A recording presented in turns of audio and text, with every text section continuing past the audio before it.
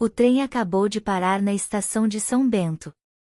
Lá fora, a brisa do porto soprava com aquele cheiro inconfundível de flor de laranjeira e pedra antiga, como se a cidade quisesse me sussurrar algo desde o primeiro instante. Ele deu um puxãozinho na minha mão. Não se preocupe, disse Rodrigo, sorrindo. Minha família vai adorar você. Eu concordei, mas a inquietação dentro de mim não tinha nada a ver com a família dele. Era outra coisa. Uma sensação estranha, como se algo estivesse prestes a mudar. Como se uma parte de mim soubesse que esta viagem não seria como as outras. Me chamo Sofia. Tenho 20 anos. Estudo letras na Universidade de São Paulo, e pela primeira vez estou visitando a cidade natal do meu namorado, Rodrigo. Ele tem 22, estuda engenharia e é tão apaixonado pelo porto quanto pelo fado que se ouvia nas ruas. Viajamos para passar o fim de semana com a família dele, na casa deles em Ribeira. O táxi nos deixou em frente a um prédio antigo, com varandas de ferro forjado. A casa tinha um pátio interno cheio de vasos de flores e azulejos coloridos.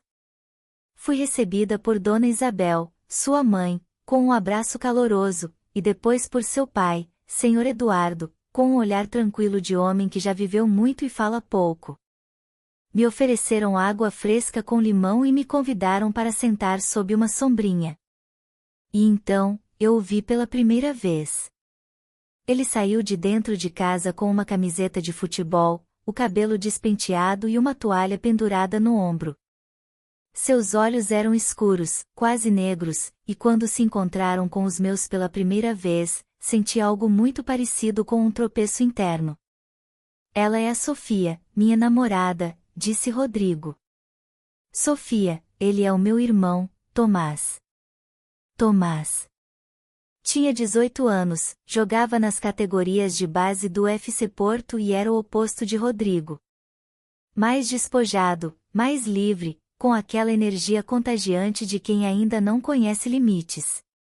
Prazer, disse, com um meio sorriso. Sua voz era grave e calma, como se não tivesse pressa de impressionar ninguém. Durante o almoço, tentei não olhar para ele. Mas era difícil. A mesa era pequena, e ele se sentou bem na minha frente. Rodrigo falava sobre o fado, sobre as ruas estreitas da Ribeira, sobre o cheiro do bacalhau sendo preparado. Tomás quase não dizia nada, mas quando falava, sua voz parecia preencher tudo. Você já ouviu fado ao vivo? Ele me perguntou de repente. Não, nunca. Então, você vai se apaixonar por algo além da minha cidade. E segurou o meu olhar um segundo a mais do que deveria.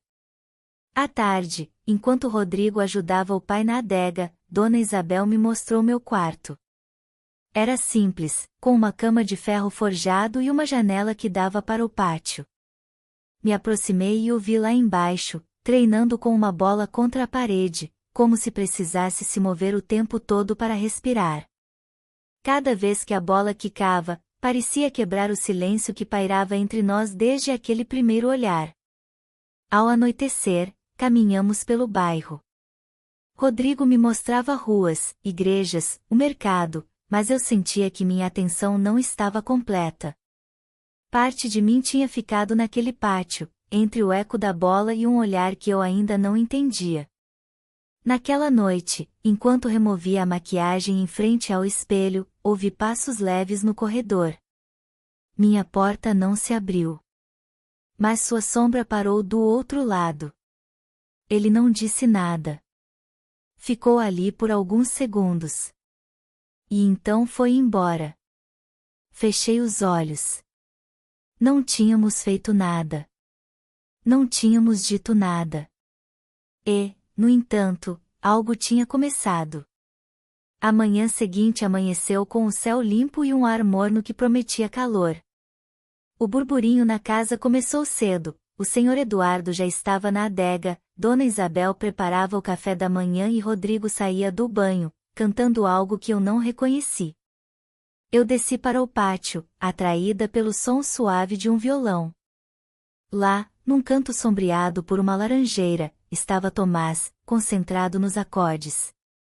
Tocava com naturalidade, sem esforço, como se as cordas fossem uma extensão dos seus dedos. Vestia uma camiseta branca e calças de treino, o cabelo ainda molhado do treino. Quando me viu, não parou de tocar.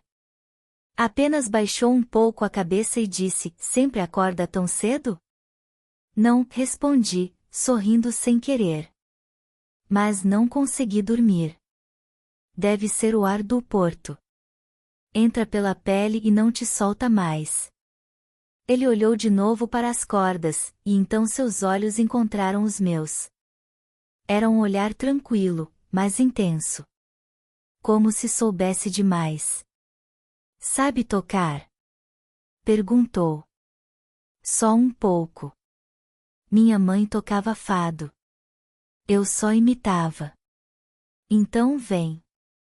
Ele se afastou um pouco no banco. Hesitei um segundo, mas sentei. Ele me passou o violão, e nossas mãos se tocaram. Senti o calor dos seus dedos, e aquele leve contato me deixou tremendo por dentro. Tentei lembrar alguns acordes, mas minhas mãos estavam desajeitadas, e ele riu baixinho. "Relaxa. Não é um teste. Só escuta." Colocou sua mão sobre a minha, guiando meus dedos. O mundo parou por um instante. "Você sempre sorri assim?" sussurrou. Olhei para ele, surpresa. Assim como se escondesse algo bonito e não quisesse compartilhar tudo. Antes que eu pudesse responder, ouvimos a voz de Rodrigo me chamando lá de cima. Levantei rápido, devolvendo o violão. "Obrigada, pela aula." "Quando quiser, professora", disse ele, ainda com aquele meio sorriso. Mais tarde, durante o almoço, o clima estava leve. Dona Isabel falava sobre a tradição do fado, Rodrigo se animava explicando como era cantar numa casa noturna. Tomás ficava quieto, mas eu sentia seu olhar cruzando o meu de vez em quando, como se tentasse ler meus gestos. E então aconteceu. Enquanto ríamos de uma história do Rodrigo, senti o pé dele, o de Tomás, roçando no meu debaixo da mesa. Não foi um toque acidental. Foi suave, lento. Sutil. Eu congelei. Levantei os olhos, ele estava comendo como se nada tivesse acontecido, olhando para o prato, completamente alheio, exceto por aquele meio sorriso que mal aparecia no canto da sua boca. Afastei o pé com cuidado. Meu coração batia na garganta. Depois do almoço, me ofereci para ajudar a lavar a louça. Dona Isabel aceitou feliz, mas foi Tomás quem apareceu ao meu lado com um pano de prato no ombro. "Eu seco. Você lava." Trato justo. Lavamos em silêncio. De vez em quando, ele pegava um prato e nossas mãos se tocavam, rapidinho. Aquela cozinha, tão simples, parecia carregada de eletricidade. "Você estuda letras, né?" perguntou. "Sim. Gosto de histórias que doem." "Então vai entender isso", disse, sem me olhar. "Tem histórias que nunca são escritas, mas doem mesmo assim." Não soube o que responder. Só olhei para ele, sentindo algo dentro de mim se quebrando e se reconstruindo ao mesmo tempo. "Você sempre fala assim?" perguntei com um meio sorriso. "Só quando alguém me escuta de verdade." Naquela noite, ao subir para o meu quarto, encontrei com ele no corredor. Ele descia do terraço com uma camiseta cinza colada ao corpo pelo suor. A luz fraca do corredor fazia sua pele brilhar. Passamos um pelo outro sem dizer nada. Mas, quando já ia virando, ele disse baixinho: "Não olha para trás, Sofia. Você não vai saber o que fazer se olhar." Continuei andando, sem coragem de virar. Mas pensei nisso a noite inteira.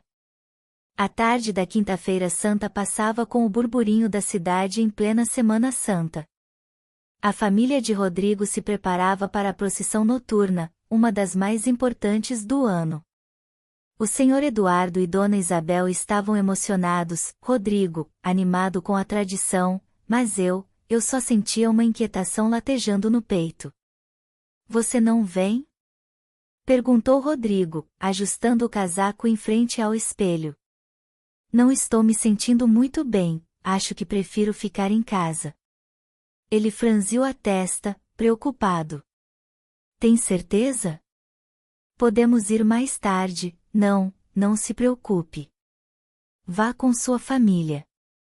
Ele me beijou na testa e saiu apressado, ansioso pelo evento. A casa esvaziou em minutos. Fiquei na sala por um tempo, mas o silêncio me sufocava. Precisava de ar. Sem pensar muito, peguei um casaco e saí para caminhar.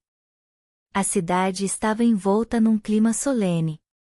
As pessoas se moviam em procissões, as vozes dos fadistas ecoavam nos becos e o cheiro de incenso perfumava as ruas. Me afastei da multidão, procurando um canto tranquilo. Sem rumo, acabei na ribeira, à beira do Rio Douro, onde os postes de luz refletiam nas pedras molhadas. E lá, encostado num muro de azulejos, com um casaco de couro e as mãos nos bolsos, estava Tomás. Nos olhamos em silêncio.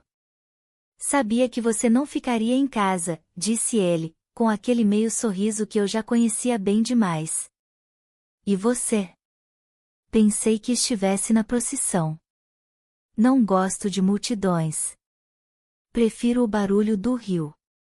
Só então percebi que o céu estava escuro e um vento úmido anunciava chuva.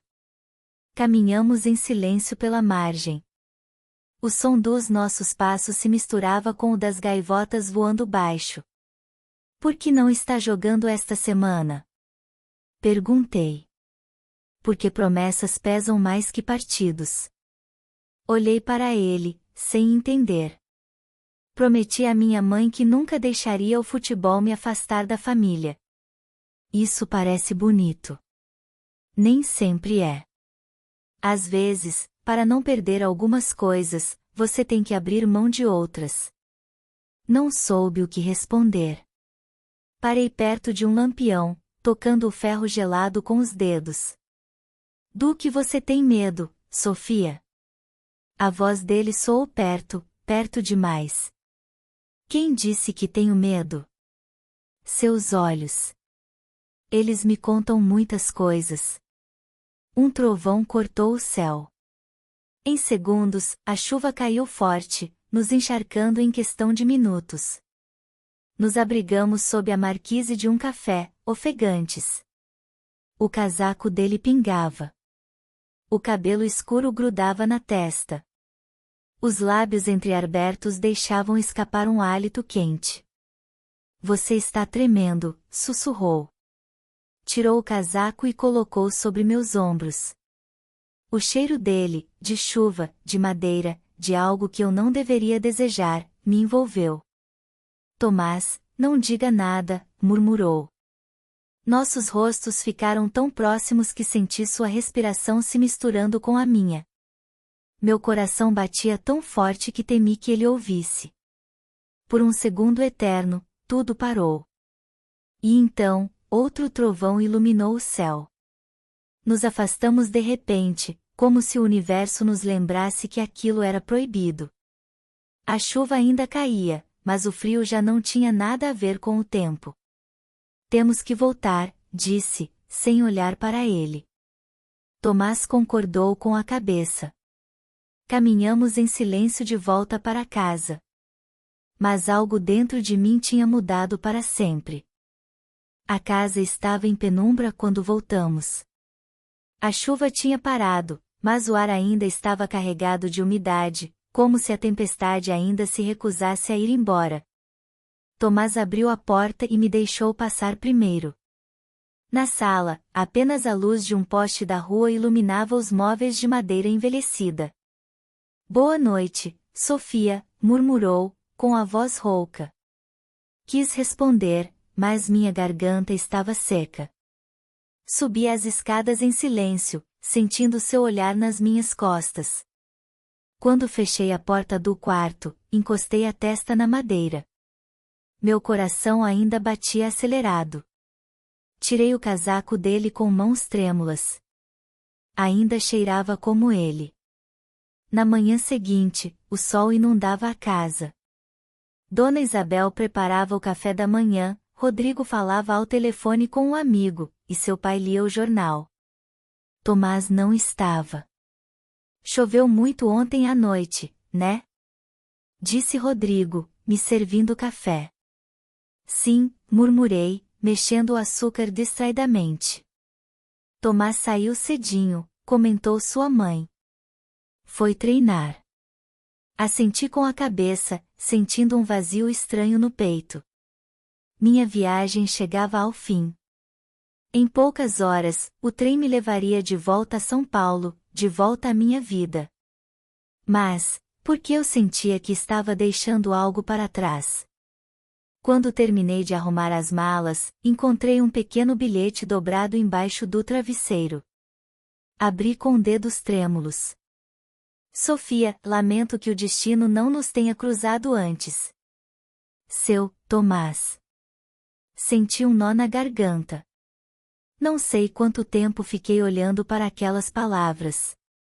Rodrigo carregou minha mala até a porta. Sua família se despediu com abraços calorosos. Você volta logo, né? Perguntou Dona Isabel. Claro, respondi com um sorriso que não sentia de verdade. Quando saímos na rua, o sol brilhava intensamente. O táxi nos esperava no final da rua.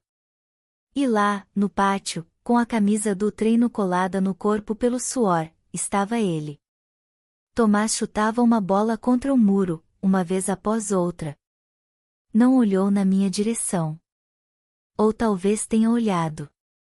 Talvez tenha sido só um instante, mas o suficiente para gravar na minha memória para sempre. Rodrigo pegou minha mão. Pronto, vamos. Entrei no táxi sem olhar para trás. Enquanto o carro avançava pelas ruas do porto, eu sabia que nada realmente tinha acontecido entre nós. Mas algo em mim estava quebrado para sempre. O trem deslizava suavemente pelos trilhos, deixando para trás a calorosa cidade do porto. Eu olhava a paisagem passar pela janela, mas minha mente ainda estava presa naquele pátio, no som da bola batendo no muro, nele. Em Tomás. Recostei no assento, tentando me convencer de que era só um pensamento passageiro. Algo que deveria ficar enterrado na nostalgia daquela viagem. Mas então meu celular vibrou. Uma mensagem. Desbloqueei com o coração acelerado. Era de um número desconhecido. Já está longe? O ar parou na minha garganta. Meus olhos percorreram as letras várias vezes. Não tinha assinatura, nem explicação, mas não precisava. Era ele. Tomás. Meus dedos pairaram sobre o teclado. Responder? Não responder? Mordi o lábio. Sim. Já estou a caminho de casa. 3 pontinhos apareceram na tela. Ele estava digitando. Mas a resposta nunca chegou. Encostei a cabeça na janela, fechando os olhos. Algo dentro de mim dizia que isso ainda não tinha terminado. Obrigado por estar conosco no canal Na Armadilha dos Desejos. Inscreva-se, curta e não perca novas histórias.